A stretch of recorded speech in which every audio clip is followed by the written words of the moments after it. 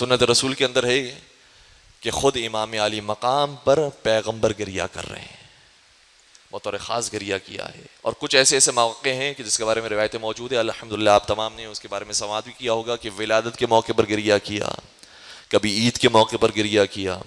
سنن ترمذی کی روایت آپ کی خبر بیان کر رہا ہوں کہ جب اپنے شہزادے کو مسجد کے اندر آتا ہوا دیکھا تو کیا دیکھا کہ حسین کے بدن مطہر پر جو لباس ہے وہ سرخ رنگ کا ہے.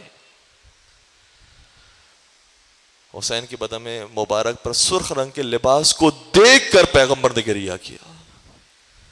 میں کہوں گا یا رسول اللہ، آج بدن پر لباس کی سرخی کو دیکھ کر گریہ کر رہے ہیں، کل ایک وقت آئے گا کہ سارا بدن لہو لہان ہوگا. یہ ساری روایتیں کتابوں کے اندر موجود ہیں. سنن ترمذی کی میں نے آپ کی خدمت میں حوالہ پیش کر دیا کہ پیغمبر اکرم نے مولا حسین کو دیکھ کر گریہ کیا ہے.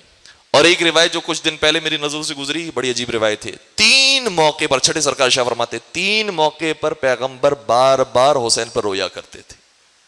کون سے 3 موقع؟ پہلا موقع جب حسین کو کبھی مسکراتا ہوا دیکھتے تھے نا تو رویا کرتے تھے. حسین کو مسکراتا ہوا دیکھتے تھے، نبی رویا کرتے تھے.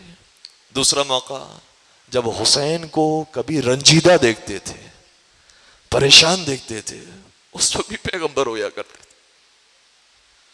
اور شاید کہتے ہوں گے، اے حسین، یہ پریشانی بہت چھوٹی پریشانی ہے، وہ مصیبت جو تجھ پر آنے والے ہیں وہ کسی پر نہیں آئیں گے.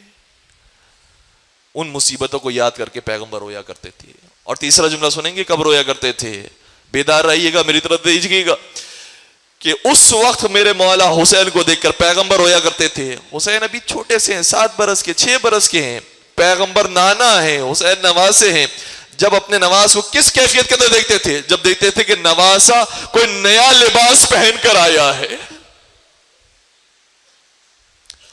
کوئی نیا لباس پہن کر آیا ہے، تو حسین کو نئے لباس کے اندر دیکھ کر پیغمبر گریہ کیا کرتے تھے. ہاں حسین، آج تو نے لباس پہن لیا. ہم میں سے ہر ایک وہ ہے کہ جس کو دفنایا گیا تو کفن کے ساتھ دفنایا گیا. اے حسین، تجھے بے کفن دفنایا جائے گا.